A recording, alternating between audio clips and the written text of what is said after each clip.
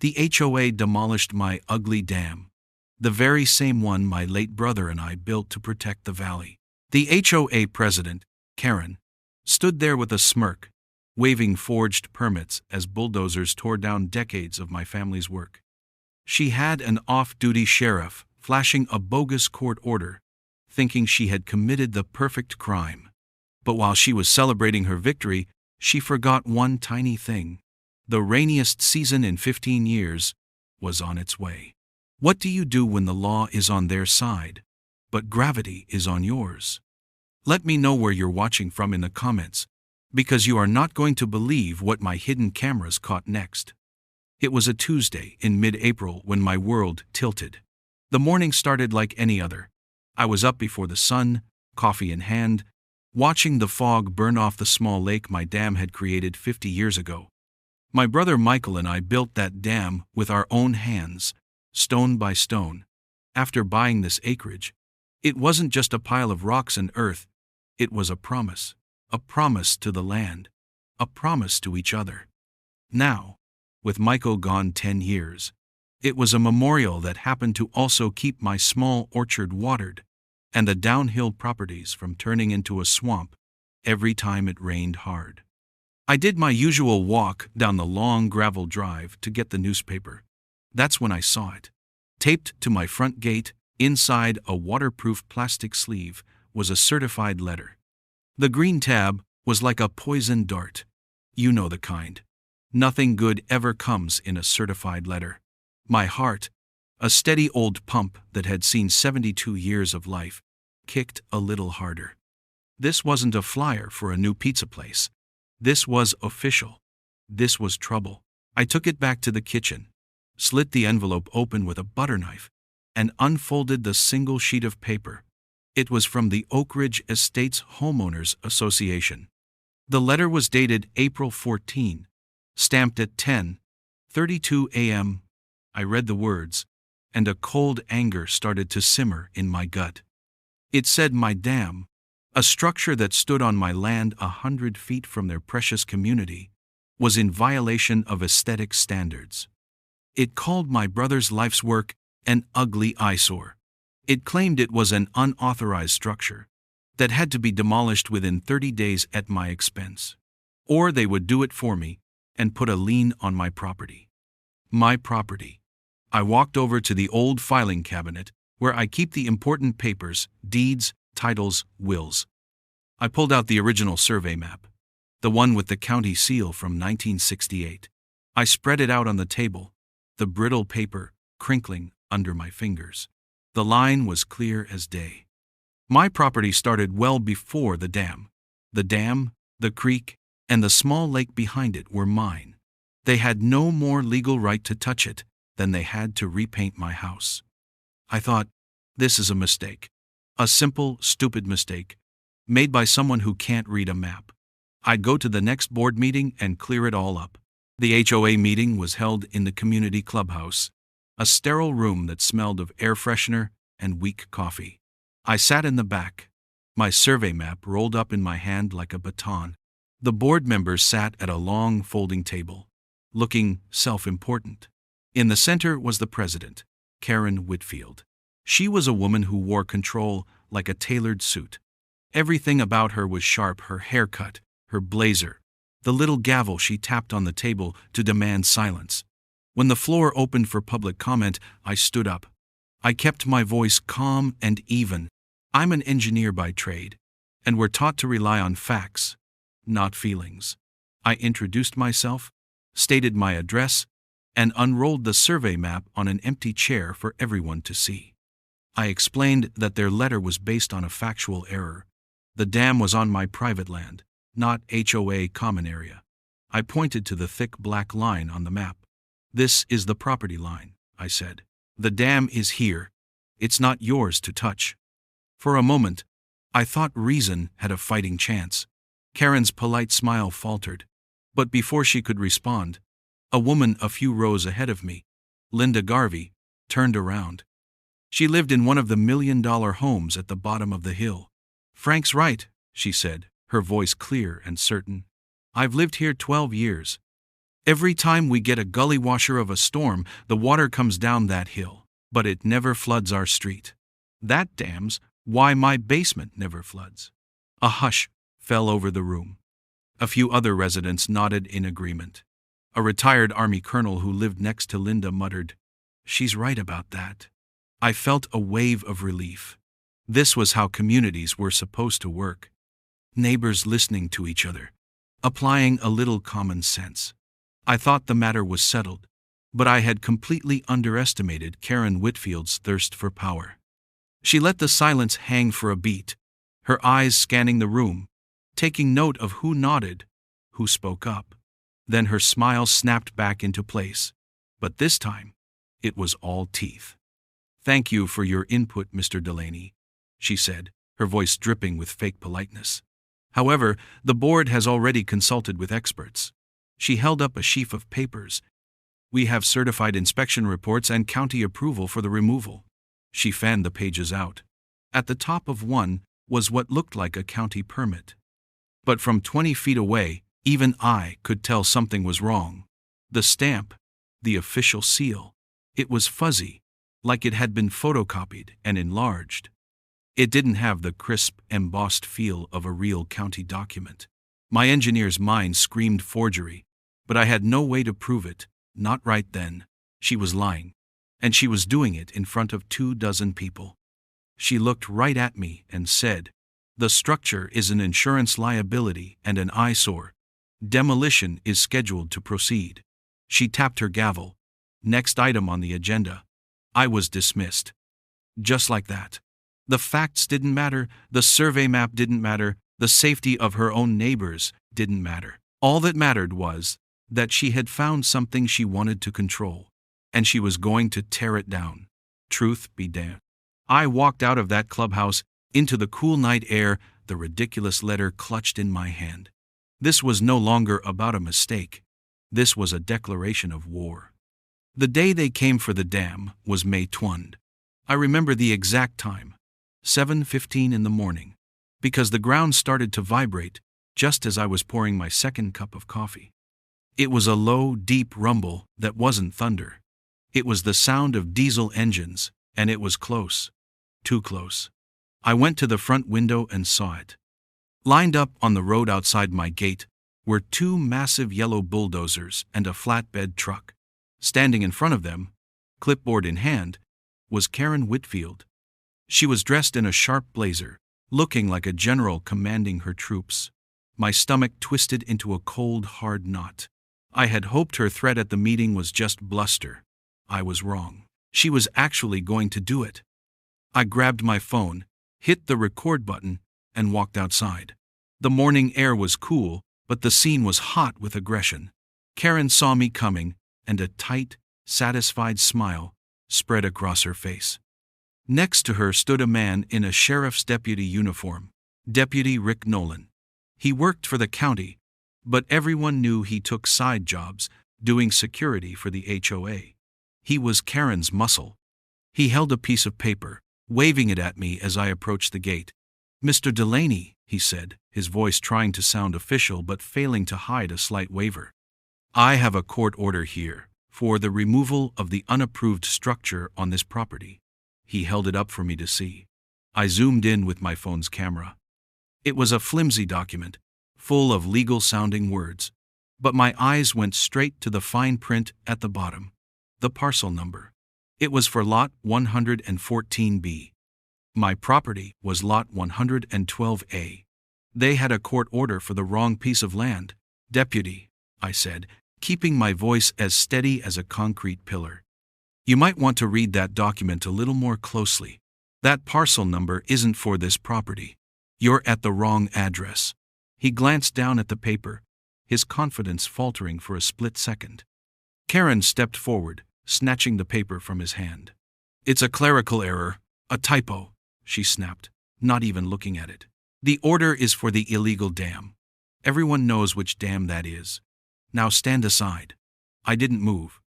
I kept my phone steady, recording her face, the deputy's uneasy expression, the heavy equipment idling behind them. This was my evidence. At 4:30 that morning, unable to sleep, I had sent one final email to every member of the HOA board. The subject line was clear. Final warning. Geotechnical report on dam removal. I attached 2 separate engineering reports from the 80s, detailing how the dam stabilized the entire ravine and managed storm runoff. I wrote in simple terms that removing it would cause catastrophic soil erosion and predictable downstream flooding. I got no reply. The email was timestamped 4:33 a.m. Now I was making sure the demolition was timestamped too. Neighbors started to trickle out of their homes. Some of Karen's friends from the board were there, a little cheering squad, whispering and pointing at me. But others looked worried. Linda Garvey stood on her porch, her hand over her mouth. A few houses down, a quiet old veteran named Gus, who fought in Vietnam, was watching from his driveway. He shook his head slowly and muttered something to his wife. I was too far away to hear it all, but I caught the last part clearly. They'll regret this. Karen gave a sharp nod to the contractors. One of them climbed into the cab of the first bulldozer. The engine roared to life. Deputy Nolan unlocked my gate and swung it open. He wouldn't look me in the eye. I stood my ground, just outside the path of the machine, my phone still recording. Sir, for the last time, you need to move, the deputy said. I didn't. This was my land. That was my dam. My brother's memory. I wasn't going to make it easy for them. The contractor honked the horn. Karen shouted, "Just get it done!" The bulldozer lurched forward, its huge metal tracks chewing up my gravel driveway. I finally stepped aside, not for them, but to get a better angle with my camera. The machine lumbered past me, heading down the path toward the water. It was a horrifying sight. A mechanical monster, about to destroy 50 years of hard work and love. I watched as it reached the crest of the earthen wall. The operator lowered the massive steel blade. The first push tore a gash into the grassy slope, then another, and another. Earth and rock, stones Michael and I had set in place with our own hands, tumbled down into the creek bed below. Finally, with a great groan of tearing earth, the main wall breached. The water, held back for half a century, surged through the gap. It wasn't a flood, it was a release. The calm, clear lake began to drain, pouring downstream. Within minutes, there was nothing left but a wide, deep scar of mud and wet rock. Frogs and small fish flopped in the receding puddles. A profound silence fell, broken only by the gurgle of the last of the water disappearing down the creek. Karen stood with her hands on her hips, beaming with triumph. She looked at me, expecting to see a broken old man. I just lowered my phone, looked her dead in the eye, and said, loud enough for her and the deputy to hear, "You can't vote against gravity." 3 weeks after they tore my life's work apart, the silence was the worst part. The lively chatter of birds that used to fill the mornings was gone. The bullfrogs that sang every evening were gone. The little lake my brother Michael and I had created was now a gaping wound of drying, cracking mud. I walked the perimeter of it every day, documenting the changes with my phone. The once damp soil was turning the color of bone, and deep fissures snaked across the empty basin. The small creek that used to trickle gently out of the spillway was now just a dry, rocky ditch. It was a dead place. All that life, all that balance, erased by one woman's vanity and a forged piece of paper. I saved every photo and video to a dedicated hard drive, each file meticulously labeled with the date and time. An engineer keeps good records. It's what we do. While I was documenting the decay, the HOA was celebrating. On the 1st of June, a glossy newsletter appeared in my mailbox. The front page featured a large, smiling picture of Karen Whitfield. She was holding a brand new golden shovel and posing in front of the muddy scar where my dam used to be. The headline read, "Eyesore removed, property values protected." I read the article, and the bile rose in my throat. She called the project a community beautification initiative. She thanked the board for their courage in taking on a long-neglected safety hazard. She talked about future plans for a scenic walking trail, where the stagnant pond had been. It was a masterpiece of propaganda, turning an act of vandalism into a civic triumph. I scanned the newsletter, saved it as a PDF with the date, and filed it away with the other evidence. Her smiling face, that golden shovel it was, receipt drop number 3. I knew I couldn't fight her with anger. I had to fight her with facts. I took a drive down to the County Planning and Development Office. It was a big, soulless building, with endless rows of gray filing cabinets, and the constant, low hum of fluorescent lights. I took a number, and waited. When my turn came, I approached the counter, and spoke to a young clerk who looked bored out of his mind. I explained that I needed to verify a construction permit. I slid a printed copy of the court order Karen had used, with the fuzzy county seal across the counter. "I need to see the original file for this permit number," I said, pointing to the series of digits. The clerk typed the number into his computer. He frowned. He typed it again. He leaned back in his squeaky chair and stared at the screen. "That's weird," he mumbled. "No record of that permit number. Not in the active system, not in the archives. Are you sure that's the right number?" I looked him straight in the eye. "I'm positive. That's the number the HOA president provided." He looked around, then leaned forward, lowering his voice. "Listen, I'm not supposed to say this, but we've had some issues with that HOA before. Creative paperwork, you know." He tapped the printout with his finger. "A real county permit. The seal is embossed. You can feel it. And that number sequence, it's not our format. Never has been." He looked over his shoulder again, then added in a whisper, "Their permit number doesn't exist." He pushed the paper back toward me. "Officially, I can't help you. There's nothing to find." My heart didn't race. It grew still and cold and heavy, like a piece of iron. This was it. This was the proof. It wasn't just a typo or a mistake. It was fraud, plain and simple. I thanked the clerk, took my useless paper, and walked out. In my truck, I took out a small notebook and wrote down the date, the time, the clerk's general description, and his exact words. "Their permit number doesn't exist." That night, the weather forecast changed. The local news channel was buzzing about a major atmospheric river forming over the Pacific, promising a wetter-than-average summer. The meteorologist called it the strongest pattern he'd seen in 15 years. Most people would hear that and think about canceling a barbecue. I heard it and saw the future. I saw the water coming down my hill, with nothing to slow it down. I saw the storm runoff that my dam used to tame, now aimed like a fire hose at the back of their million-dollar homes. Vengeance wasn't something I needed to plan.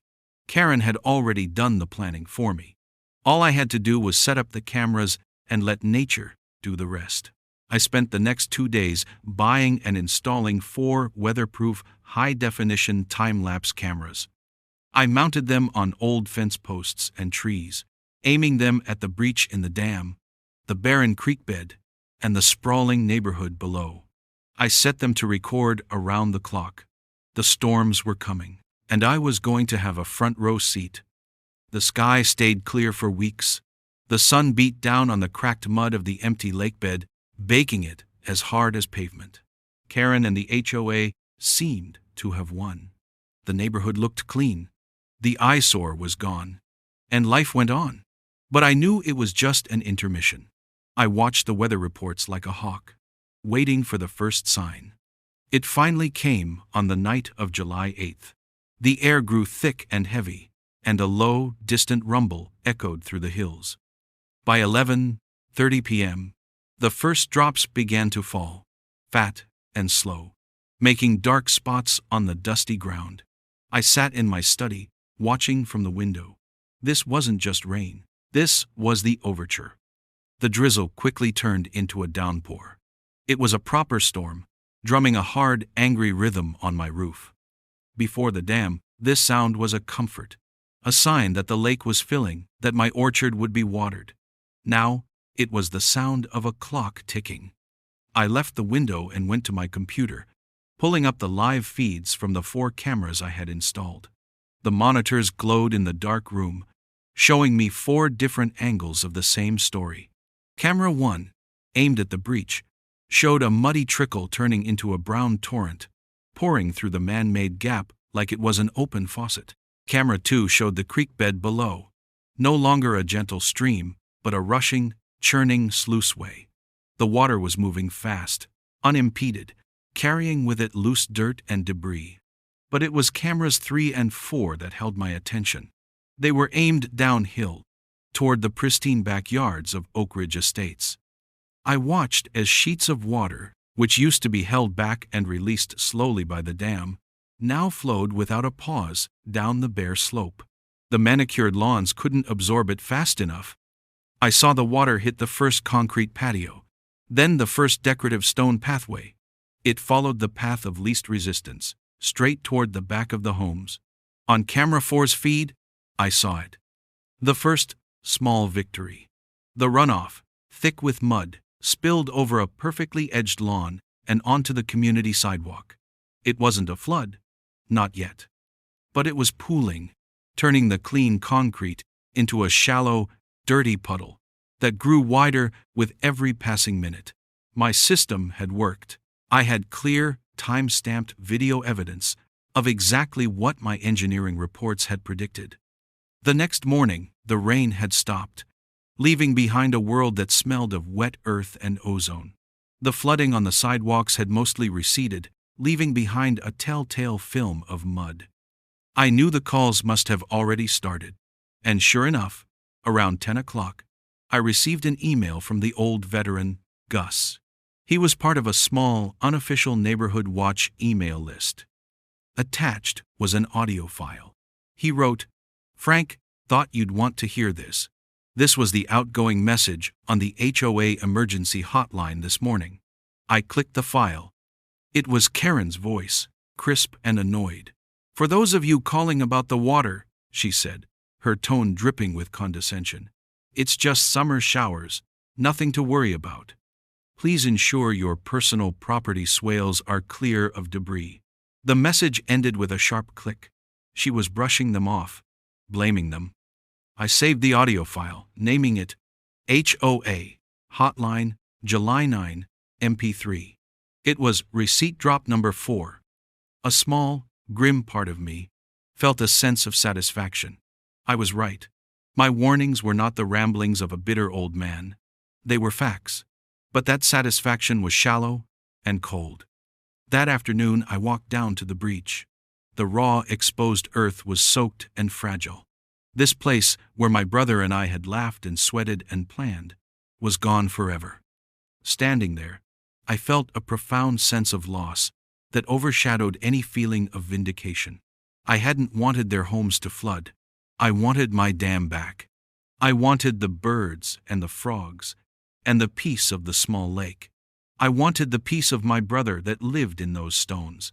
In that moment, I felt utterly powerless. They had already destroyed the thing that mattered most. As I was heading back to the house, a car pulled up my driveway. It was Linda Garvey. She got out and walked toward me, her face etched with worry.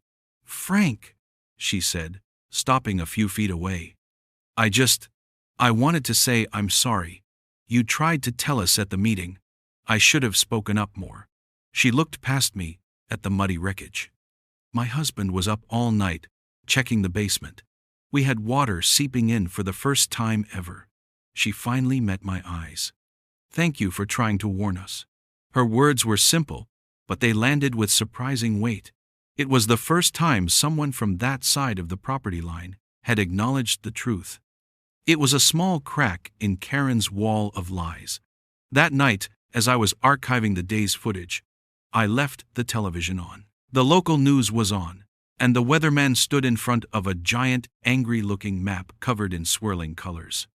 "Folks, if you thought last night was something, you better get your rain boots ready," he said, pointing a remote at the screen.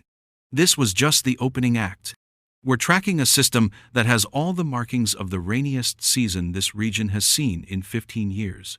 I looked from the map on the screen to the hard drive on my desk, filled with video files. The first test was over. The real exam was about to begin. By week 6, the word swamp was no longer a joke. It was a reality. The predicted rainy season had arrived, not with one big storm, but with a relentless, punishing pattern of steady rain almost every other day. The ground in Oak Ridge Estates never had a chance to dry. It became saturated, then supersaturated, until it could not absorb another drop. The water, with nowhere else to go, just sat there. I didn't need to check my cameras to know what was happening, but I did. Every single morning, I'd archive the previous day's footage. The time lapses were damning. They showed the gradual, creeping takeover of the land. The neat, green lawns at the bottom of my hill turned into squelching, muddy fields. Then the fields turned into shallow pools of standing water. And then the pools began to grow things.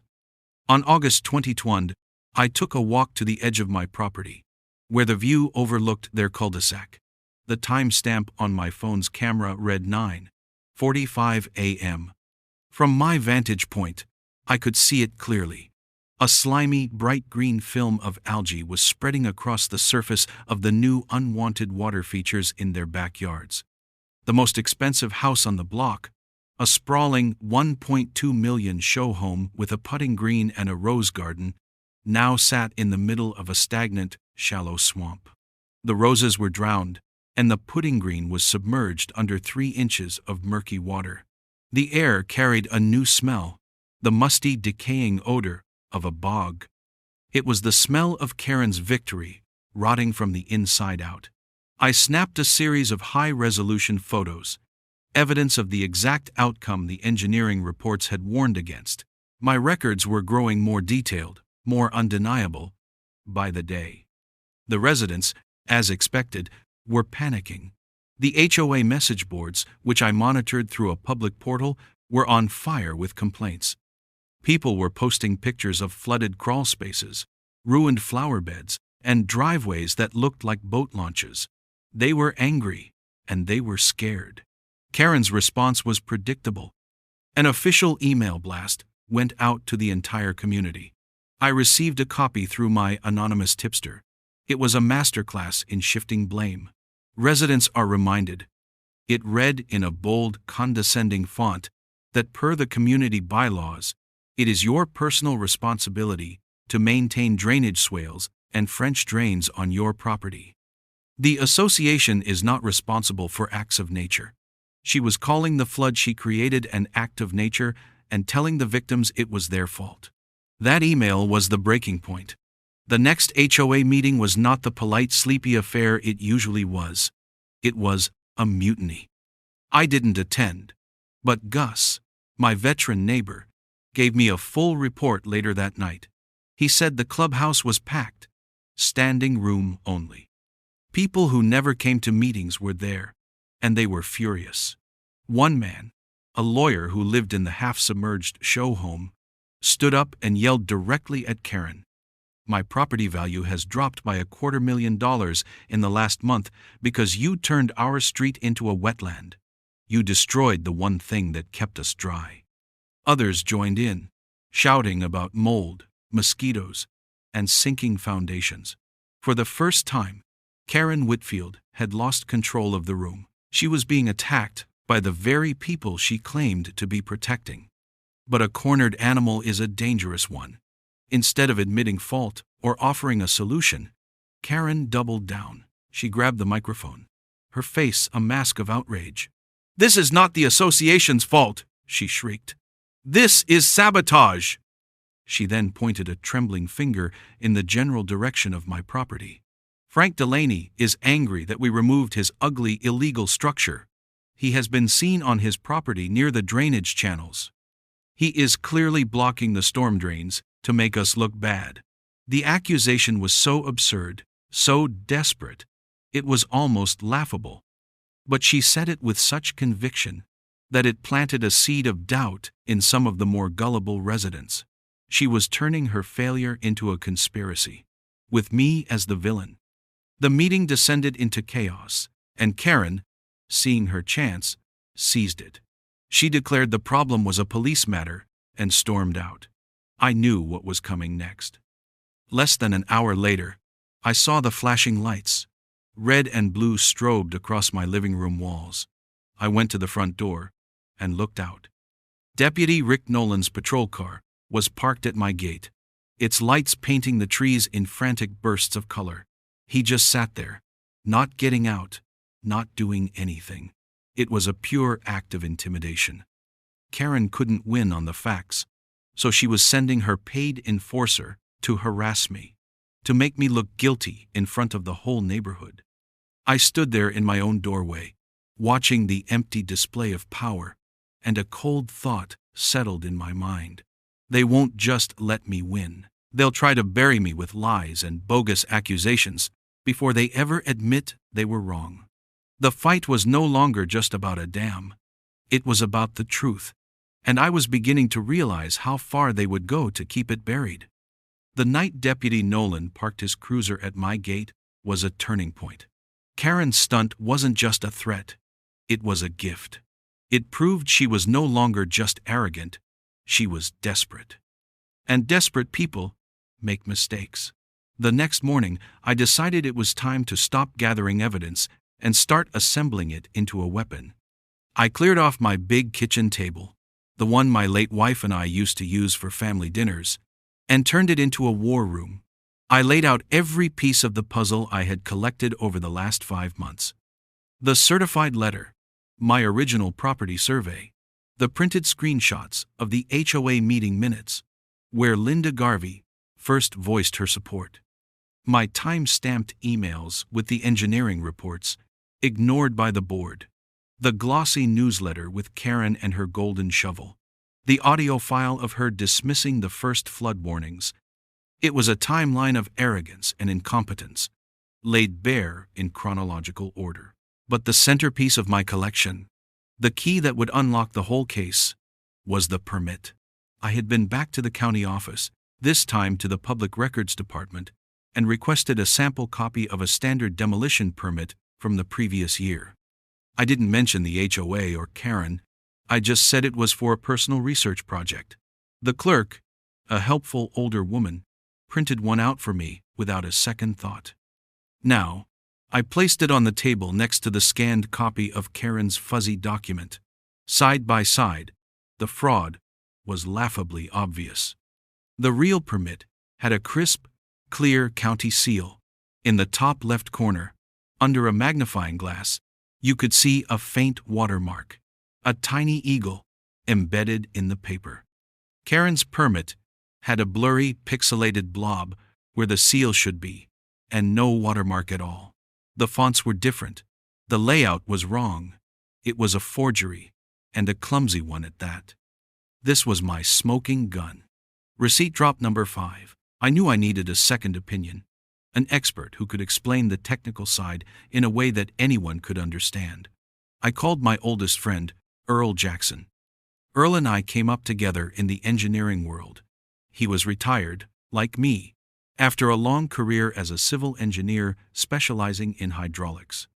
An hour later, he was at my kitchen table, a glass of bourbon in his hand, looking over my evidence.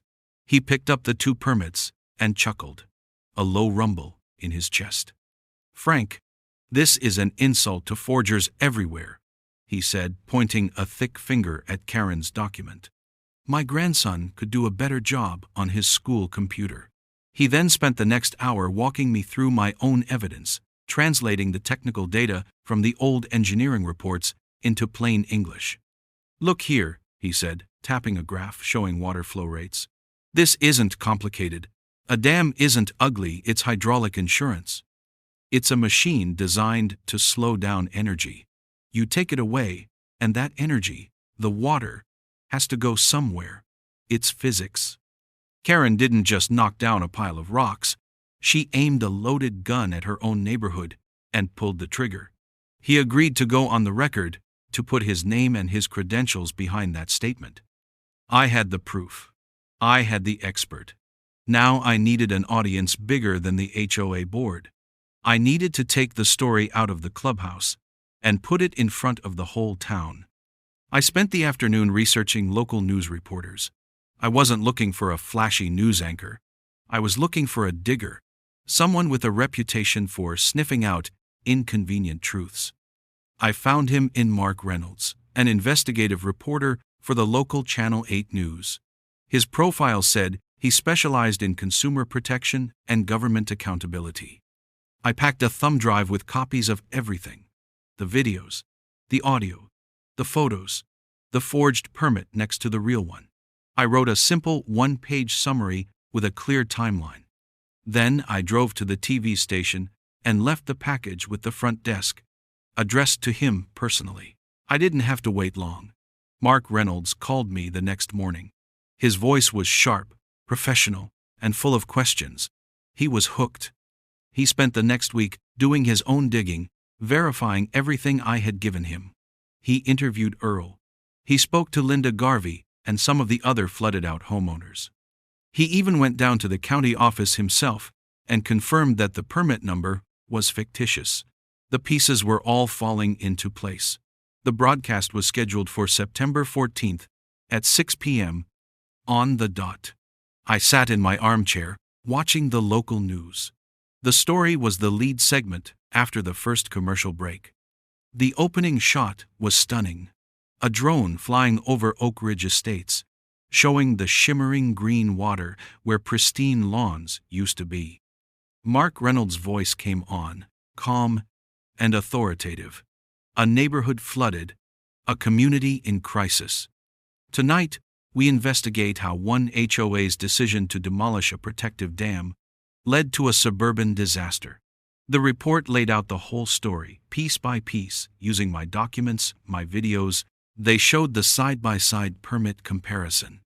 They aired a clip of Earl explaining, "You can't vote against gravity." The final scene of the segment was Mark Reynolds catching Karen in the parking lot of the HOA office. He held a microphone out to her. "Ms. Whitfield, can you comment on the allegations that you used a fraudulent county permit to demolish the dam?" The camera zoomed in on Karen's face. It was a mask of pure panic. She didn't say a word. She just shielded her face with her purse, scurried to her luxury SUV, and slammed the door. The image of that car door slamming was the most satisfying thing I'd seen in months. The truth was out, and it was just the beginning. The Channel 8 news story was like throwing a match on a pile of gasoline-soaked rags. The explosion was immediate. The HOA was hammered with calls and emails. The county planning office, now officially implicated, launched its own internal investigation into the fraudulent permit. But the final act of this drama wasn't written by a news reporter or a county bureaucrat. It was written by the sky. In early October, the granddaddy of all the storms that season rolled in from the coast, this wasn't just rain. It was a deluge, a solid wall of water that fell for 12 straight hours without a break. My cameras, which I had kept running, captured the inevitable and catastrophic conclusion. The muddy creek that ran through the demolished dam became a brown, raging river. It surged downhill with the force of a battering ram and hit the bottom of the cul-de-sac. This time, the water didn't just pool on the sidewalks. It swamped entire backyards, submerged cars up to their door handles, and poured into the million-dollar homes through their basement windows and back doors. The entire cul-de-sac was under waist-deep water. It was no longer a swamp. It was a disaster zone. By morning, the neighborhood was crawling with official vehicles. There were massive pumper trucks from the fire department, vans from 3 different television news stations, and a fleet of cars from insurance companies, their adjusters walking around in rubber boots with clipboards, their faces grim. County officials were there too, their expressions a mixture of fury and embarrassment. The story was no longer about a petty HOA dispute. It was a full-blown municipal emergency, broadcast on the morning news. I watched from my property line as a county administrator, flanked by 2 sheriff's deputies, walked up to the HOA clubhouse and tacked a large, bright, orange sign to the front door. I zoomed in with my phone's camera. The words were big and black and beautiful. Notice of violation. By order of the County Commission, all operations of the Oak Ridge Estates Homeowners Association are to cease and desist, pending a full investigation into permit fraud and willful negligence. That orange sign was the final receipt. It was the tombstone for Karen Whitfield's little empire. That evening, an emergency town hall was called, held not in the tiny clubhouse but in the high school gymnasium, to accommodate the entire furious neighborhood. The place was packed. The air crackled with anger. I sat in the back row with my friend Earl. I didn't need to say a word. My work was done. Karen stood at the front, behind a podium, looking pale and small. She tried to speak, to offer excuses about the unprecedented rainfall, but the residents shouted her down. They were done with her lies. As the chaos reached a fever pitch, the main doors of the gymnasium swung open. The county sheriff walked in, followed by 2 of his deputies. He didn't look at the crowd. He walked straight toward the podium. He walked right up to Karen Whitfield. The room fell silent. Karen Whitfield, the sheriff said, his voice booming through the gym without a microphone. You are under arrest for felony document forgery and reckless endangerment. Karen's jaw dropped. She started to sputter a protest, but the sheriff simply took her by the arm. One of the deputies stepped behind her and in one smooth motion pulled her hands behind her back. Then came the sound. The most beautiful sound I had ever heard. The sharp, clean metallic click of handcuffs closing around her wrists. For a second, there was stunned silence. Then, one person started clapping. Then another, and another, until the entire gymnasium erupted in applause. The residents who she had bullied and lied to were giving her a standing ovation as she was led away in shame. After she was gone, the county commissioner addressed the crowd, promising a full investigation and assistance for the homeowners. As people began to file out, a few of them stopped by my chair. Linda Garvey, the old veteran, Gus, even the lawyer from the flooded show home. They didn't say much. A nod, a handshake, a quiet, "Thank you, Frank." That was enough. The county supervisor approached me before I left. He apologized for the county's oversight and assured me that things would be made right. I looked at him, and at all the faces in the room, and I said the only thing that needed to be said. "I warned you," I said, my voice steady and clear. The dam was ugly only to pride, not to nature. In the months that followed, justice, like water, followed its course. The HOA was forced into receivership.